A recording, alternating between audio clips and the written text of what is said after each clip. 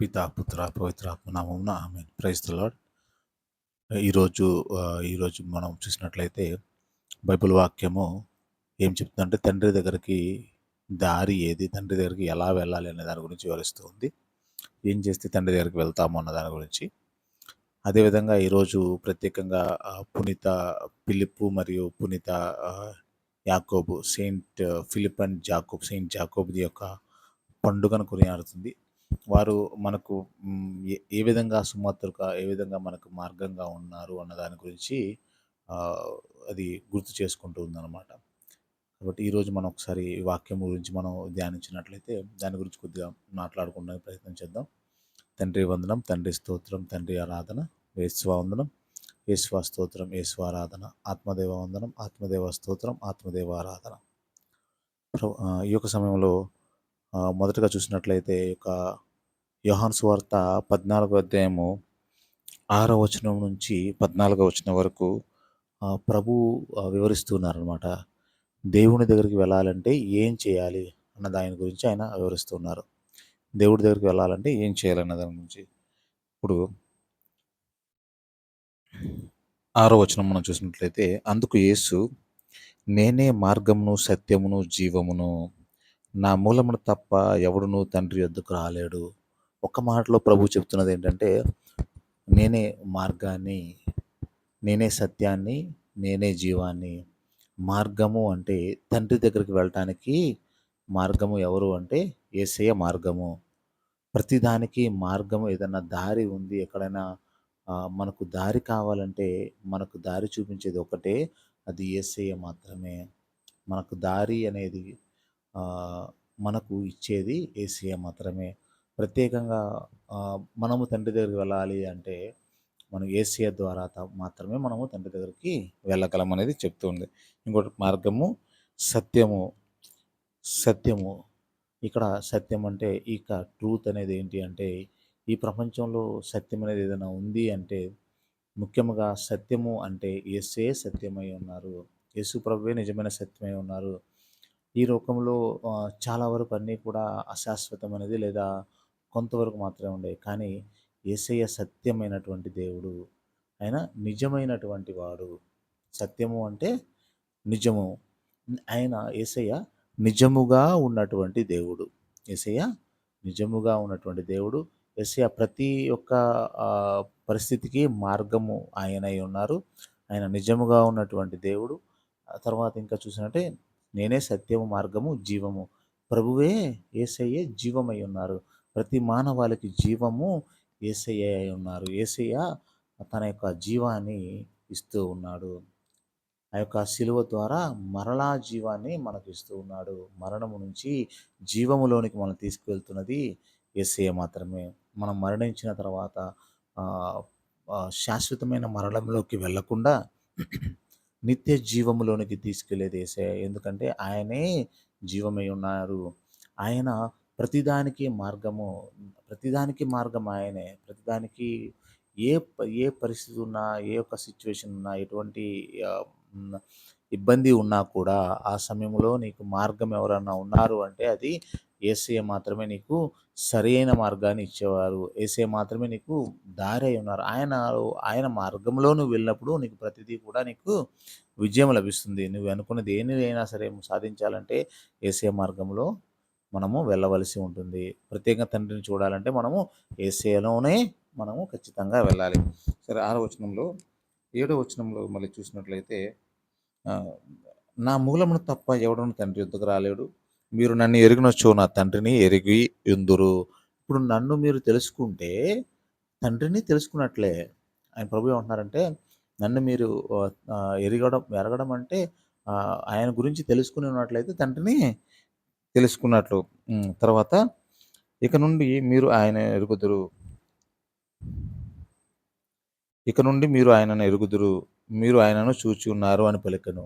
అంటే ప్రభువు ఏమంటున్నారంటే, నన్ను ఎరిగితే తండ్రిని ఎరిగి ఉన్నట్లే. కాబట్టి ఇక నుంచి మీరు తండ్రిని కూడా మీరు తెలుసుకున్నారు. ఇప్పటి వరకు మీకు తండ్రి తెలియదు, కానీ ఎప్పుడైతే నేను వచ్చానో నన్ను తెలుసుకున్నారు కాబట్టి మీరు కూడా తండ్రిని తెలుసుకున్నట్లే అన్నాడు. అందుకు అప్పుడు ఫిలిప్పు, ప్రభు మాకు తండ్రిని చూపుము, మాకు అది చాలును. ఫిలిప్పు ఎంతో అంటే ఏంటంటే విశ్వాసం కలిగి ఆయనకేంటంటే ఆయన కోరిక తండ్రిని చూడాలని. ప్రభువా! నాకు తండ్రిని చూపించండి తండ్రి యేసయ్య అది మాకు చాలు అంటూ ఉన్నాడనమాట. చాలు అంటూ ఉంటే ఆయనకు ఆ యొక్క కోరిక ఉంది. తండ్రిని చూడాలి అన్నటువంటి ఆ యొక్క ఏమంటారంటే ఆతృత లేకపోతే కోరిక ఆ యొక్క ఆలోచన ఆయనకుంది. ఆ సృష్టికర్తను నేను చూడాలి అన్నటువంటి కానీ. అందుకు యేసు ఇట్లన్నాడు. పిలుపు పలుకుతున్నాడనమాట. పేరు పెట్టి పిలుస్తున్నాడు. పిలుపు నేను ఎంతకాలము మీతో ఉంటిని నన్ను తెలుసుకొనలేదా? ఇన్ని సంవత్సరాల నుంచి పిలుపు నేను ఇంతకాలం 2 సంవత్సరాలు లేకపోతే 3 సంవత్సరాలు, 4 సంవత్సరాలు 3 సంవత్సరాలు ప్రభు అందరితో కలిసి ఉన్నారు శిష్యులతో. ఇంతకాలం నేను మీతో ఉన్నాను కదా! ఇది మీరు తెలుసుకోలేదా? నన్ను తెలుసుకోలేదా? నన్ను చూచిన వాడు తండ్రిని చూచి ఉన్నాడు అని చెప్తూ ఉన్నారన్నమాట. తండ్రిని చూపమని నన్ను చూచినవాడు నా తండ్రిని చూచి ఉన్నాడు. తండ్రిని చూపమని నన్ను ఎట్లా అడుగుతూ ఉన్నావు? నువ్వు నన్ను చూస్తే తండ్రి దేవుడిని చూసినట్లే. ఇంకా తండ్రిని చూపించమని నువ్వు నన్ను ఎందుకు అడుగుతున్నావు? నేను మీతో చెప్పిన మాటలు నా అంతట నేను చెప్పటలేదు. కానీ నా తండ్రి నా యందు నివసించుచు తన పనులు నెరవేర్చున్నాడు.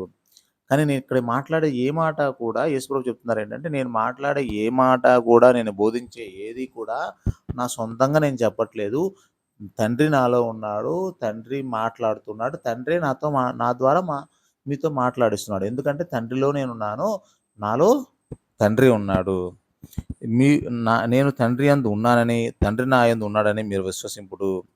ఇప్పుడు కాబట్టి మీరు నమ్మాల్సిందేంటంటే, యేసు ప్రభువులో తండ్రి ఉన్నాడు. తండ్రిలో యేసు ప్రభువు ఉన్నాడన్న విషయాన్ని మీరు నమ్మాలి. పిలుపు అని యేసు ప్రభువు తన శిష్యులందరితో పిలుపుతోను తర్వాత ఇక్కడ ఉన్నటువంటి అందరితోను కూడా దేవుడు యేసయ్య చెబుతూ ఉన్నాడనమాట. మీరందరితో కూడా మీరందరూ చెప్తున్నాడు. మీరు నమ్మాలి. నాలో తండ్రి దేవుడు ఉన్నాడు. తండ్రి దేవుడిలో నేనున్నాను.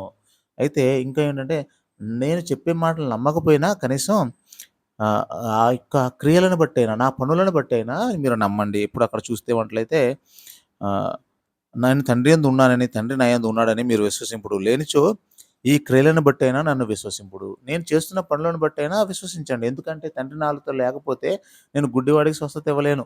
తండ్రి నాతో లేకపోతే నేను మూగవాడికి మాటనివ్వలేను.